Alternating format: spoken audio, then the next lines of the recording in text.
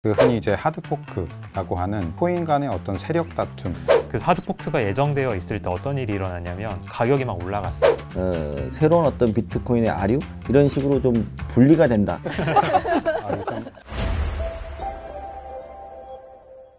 그래서 지금 뭐 비트코인 내부에서도 지금 계속해서 그러한 문제점을 가지고서 하드포크를 하면서 길을 달리하는 사람들이 분리가 됐었는데 이러한 단점들을 좀 해소하기 위해서 2세대 코인, 3세대 코인들이 계속적으로 나왔었잖아요. 그래서 뭐 이더리움을 중심으로 해서 2세대, 3세대 코인에 대해서도 좀 말씀 주신 김에 설명을 좀 해주시겠습니까? 비트코인이 제일 처음에 암호화폐로서 네트워크를 만들었던 체인이었고 그 다음으로 정말 큰 혁신적인 기능을 넣고 커뮤니티를 만들었던 게 이제 이더리움의 등장이었죠.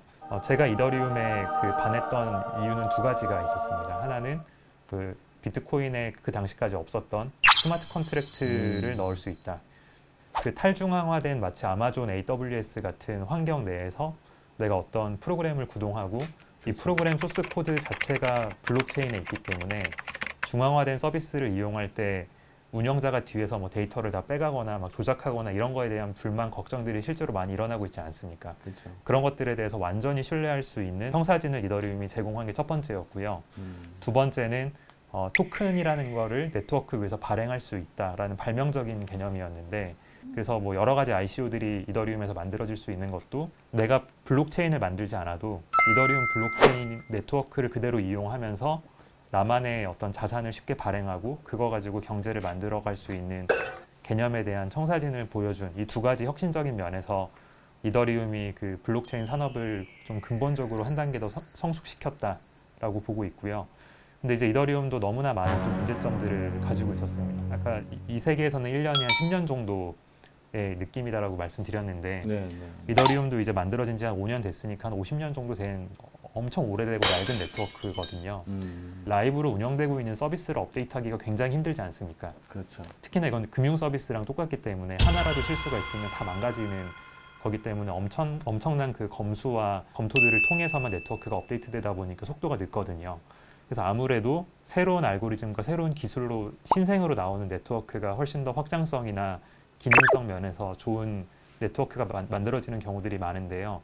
그래서 이 합의 알고리즘 자체를 그 POW라고 하는 작업 증명 방식이 아니라 POS라고 하는 Proof of Stake라고 하는데 지분 증명 방식이나 혹은 이 지분 증명을 모든 홀더들이 하는 게 아니라 대표적인 몇 명에게 위임을 시켜놓고 하는 뭐 DPoS 방식이라든지 이런 다양한 합의 알고리즘들에 대한 시험을 통해서 한마디로 더 빠르고 더 많은 기능이 있는 이더리움을 만들겠다라고 하는 수많은 그런 메인넷 프로젝트들이 2016년, 17년부터 이제 쏟아져 나오기 시작하면서 지금의 이런 춘추 전국 시대 같은 그런 시장이 열린 것 같습니다.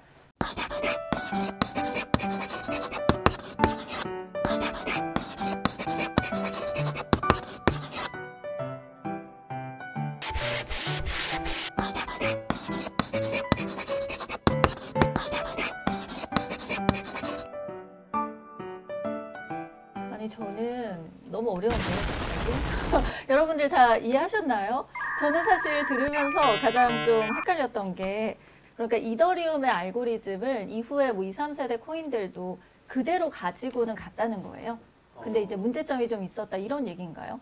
그러니까 이더리움이 가지고 갔었던 가장 큰 특징인 스마트 컨트랙트를 이용해서 그 위에 프로그램을 만들 수 있는 기능과 자산, 토큰이라고 하는 자산을 자유롭게 발행할 수 있는 기능들은 대부분 답습을 했고요. 이더리움이라는 네트워크 자체가 너무 느리고 수수료가 비싸다 보니까 그것들을 좀 혁신적으로 바꿀 만한 다른 기술적인 인프라를 새롭게 만들었다라고 말씀드릴 수 있을 것 같아요. 우리 불개미들 수준에 또 맞춰서 제가 설명을 좀 다시 드려야겠죠. 아, 좋습니다.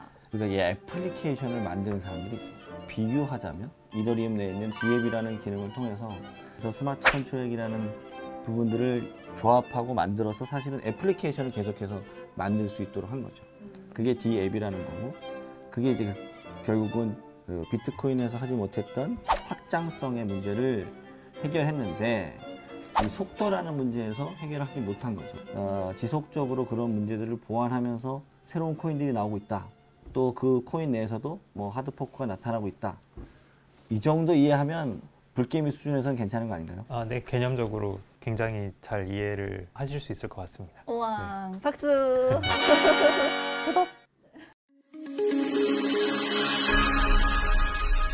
네, 저희가 아까 또 우리 서준 대표님이 작업 증명이랑 지분 증명에 대해서 얘기를 해주셨거든요. 근데 이더리움은 지분 증명을 채택했다고 하셨어요. 그 이유가 있나요? 현재는 작업 증명이고요. 지분 증명으로 네트워크를 옮기기 위한 다양한 준비들을 하고 있는데요. 그러니까 말하자면 지금은 비트코인이랑 비슷한 방식으로 엄청난 전기세를 내고 그 복잡한 수학 문제들을 경쟁적으로 풀어가면서 지금은 그 네트워크를 만들고 유지를 하고 있는데 이제 지분 증명 방식으로 넘어가려는 그런 연구를 계속하고 있는 상태입니다. 어떻게 보면 기존의 어떤 그 기성세대들의 어떤 기득권 그런 질서들에 대해서 사실은 저항하는 철학이 이 블록체인 테크놀로지에 담겨 있는데 실제로 전편에서 우리 김서준 대표님 말씀 주신 것처럼 그러한 철학을 신봉하는 사람들이 오히려 역으로 돌이켜봤더니 그 채굴하는 과정에서 똑같이 환경을 파괴하고 많은 전기를 사용하고 이런 문제가 있었던 거죠. 그래서 사실은 이제 POW라는 그 작업 증명 방식에서 POS라고 하는 지분 증명으로 가야 된다는 게 사실은 지금 대세인데 그런 부분들이 이제 완벽하게 되지 못해서 계속적으로 지금 연구를 하면서 그쪽으로 몸을 틀려고 하고 있다. 이렇게 또 정리를 해도 되나요? 네, 맞습니다. 거의 약간 선생님과 정리 잘하는 학생 이런 느낌 아닌가요? 아니 왜냐하면 좀 이렇게 쉽게 정리를 좀 하고 밑줄을 짝짝 긋고 가야 되지 않겠습니까? 너무 좋습니다. 저희 쭉쭉쭉 이해해보는 걸로 하고요. 이더리움이랑 비트코인 말고도 저는 사실 뭐 리플이나 테더 같이 2, 3세대 코인들도 좀 들어본 적이 있거든요. 이 내용들도 좀 소개해 주시면 좋을 것 같아요. 네, 리플 같은 경우는 이제 은행들 사이에서의 어떤 송금을 하던 네트워크, 스위프트라고 하죠. 혹시 뭐 해외 송금 해보신 분들은 다들 느끼셨을 텐데 여러 가지 신고하고 실제로 은행에서 여러 가지 복잡한 서류 쓴 다음에 돈이 넘어가는데 뭐 한 일주일까지 걸리기도 하고 수수료도 굉장히 비쌉니다. 그런 것들을 훨씬 더 블록체인 네트워크를 이용해서 쉽게 전송할 수 있는 방법이 뭘까에 대한 연구도 가장 큰 테마 중에 하나였는데 이 시장에서 가장 빠르게 두각을 나타냈던 네트워크와 거기서 사용됐던 그 토큰이 이제 리플이라고 말씀드릴 수 있을 것 같고요. 테더 같은 경우는 US 달러에 패깅되어 있는 그 스테이블 코인인데요. 그 스테이블 코인은 기축통화의 가치에 똑같이 유지되어 있는 그 코인이다라고 말씀드릴 수 있을 것 같아요. 처음에 테더는 옴니라고 하는 독자적인 블록체인 네트워크를 가지고서 유통이 됐는데 지금은 그 옴니라고 하는 독자적인 블록체인 네트워크에서 유통되는 양보다 이더리움 네트워크 위에서 유통되는 양이 훨씬 더 많아졌습니다. 그러면은 우리 불개미 분들이 좀 기억하면 좋을 만한 또 다른 코인들이나 내용들이 있다면 준호 대표님께서 정리해 주세요. 네, 그 사실 코인이 어떤 건가에 대해서 이제 코인이다 토큰이다 하다 보니까 이제 많은 분들이 그거는 당연히 이제 저희가 알고 있는 뭐 최영진 본부장님 같은 경우는 예전 버스 토큰 이런 것도 써보셨겠지만 네, 어떤 화폐 기준에서 생각을 많이 하게 되는 것 같습니다. 네, 그게 뭐예요, 버스 코인? 저도 잘 기억은 안 나는데 본부장 혹시 또 한번 라떼를 해야 되는데 저희 때는 그 여러분들 잘 모르겠지만 그 중고등학생은 회수권이라는 게 있습니다. 연배가 굉장히 높으시구나. 이 회수권이라고 해가지고 이렇게 해서 종이로 된 게 있었고 이게 어른이 돼야 토큰을 썼습니다. 그래서 사실 여기서 토큰 하면 60년대 선배님들은 아마도 비트코인을 그 토큰으로 나눠준다 이렇게 생각할 수도 있어요. 근데 토큰을 어떻게 알아요? 저는 뭐 이렇게 많이 저랑 같은 세대입니까? 많이 전해 들었습니다. 그렇군요. 네, 근데 토큰 세대신 줄 알았는데 그 위에 회수권 세대. 저 회수권 세대. 아시죠 회수권? 회수권 아시죠? 네. 독보적인 지식을 가지고 계신 것 같은데. 아니 제가 여기서 연배가 혹시 제일 높은 건 아니죠? 회수권 아시죠? 네. 이제 마음의 안정을 찾으셨습니다. 네, 안정이 찾았어요. 네. 코인사. 네, 그래서 코인 같은 경우에는 그런 저희가 지금 알고 있는 것과 달리 앞에 이제 뭐 다양하게 결제 코인, 스테이블 코인, 뭐 유틸리티 코인 같은 얘기들이 많이 있는데 어떤 가치나 목적을 담고 있는 하나의 뭐 코인이다, 자산 형태다라고 인식을 하시는 게 편할 것 같습니다. 그래서 결제 관련해서 사용할 수 있는 코인이 발행됐을 경우에는 저희가 그걸 결제 코인이라고 하고 있고 현재도 뭐 우리나라에서도 테라 같은 프로젝트들이 대표적으로 운영이 되고 있는 거고요. 스테이블 코인은 방금 이제 그 서준 대표님이 말씀을 해주셨던 것처럼 그 US 달러라는 어떤 측면에서 그 화폐의 안정성을 다루는 측면에서는 스테이블 코인 그리고 마지막으로 수많은 코인들이 있는데 알트 코인이라고 해서 뭐 시작이 된 건 어떤 대체 자산이라는 측면에서 시작이 됐는데 뭐 그게 화장품 관련된 거든 아니면 유통, 의료 뭐 아니면 지적재산권, 만화 등 다양한 영역에서 그러한 컨텐츠에 대한 거를 영역으로 다루고 있으면은 그 컨텐츠를 특정한 목적의 코인이라고 해서 그걸 묶어서 이제 유틸리티 코인. 사실 코인이라는 거를 보고 어려워하실 필요 없이 앞에 이렇게 이름이 붙어 있는 거로 비교를 하시면 될 것 같고 저도 이제 본부장님 한번 따라서 비슷한 비유를 아까부터 하나씩 해야겠다 생각을 하고 있었는데 비유 네. 좋아요. 네, 그 우리 그 액션 히어로를 기준으로 생각을 하시면 될 것 같아요.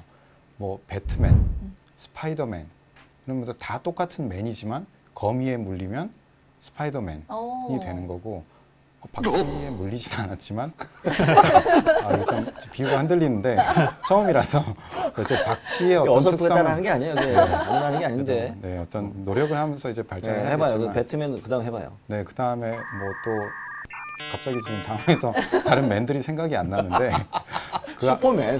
네, 슈퍼맨 그 초인적인 능력을 가진 사람을 슈퍼맨이 되는 것처럼 역시 내공이 다르시네요.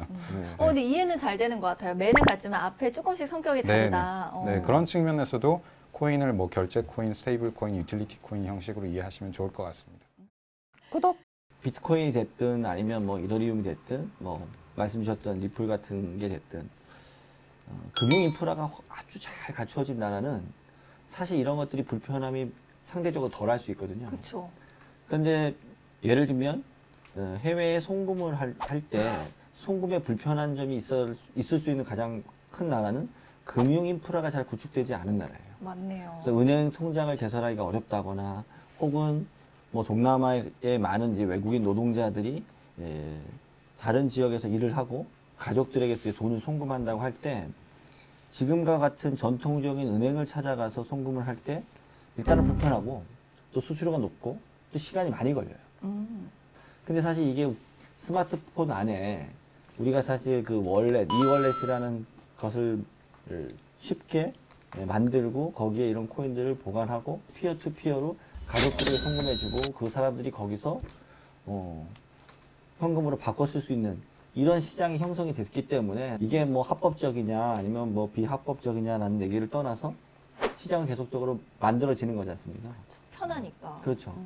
그래서 사실은 아까 말씀 주신 이런 송금, 지급 결제에 대한 부분들로 그 기능을 좀 보완해야 되겠다라고 해서 만들어진 게 리플 같은 거고 그리고 아까도 그 스테이블 코인이라고 하는 것이 결국은 이제 어떠한 화폐에 페그를 하느냐의 차이겠지만 테더 같이 US 달러에다가 페그를 하겠다고 하는 것도 나왔고 실패했지만 페이스북이 그 리브라라는 코인을 발행해서 네. 달러에 페그하겠다고 했던 적도 있고 이미 올해는 중국이 중앙은행이 공무원들 중심으로 해서 지금 활용을 하고 있으니까 어쩌면 아까 말씀 주신 뭐 1세대, 2세대 그리고 지금은 그 세대도 분간할 수 없는 춘추 전국 시대라고 하지만 이제는 이제 국가까지도 개입돼서 화폐를 대신할 수 있는 이런 코인까지도 나타나는 시대가 된 거죠.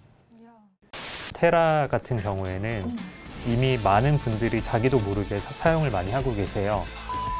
간편결제 서비스인데 벌써 이제 가입자가 200만 명이 넘어갔습니다. 짜장면집에 얘기하는 겁니까? 내가 잠깐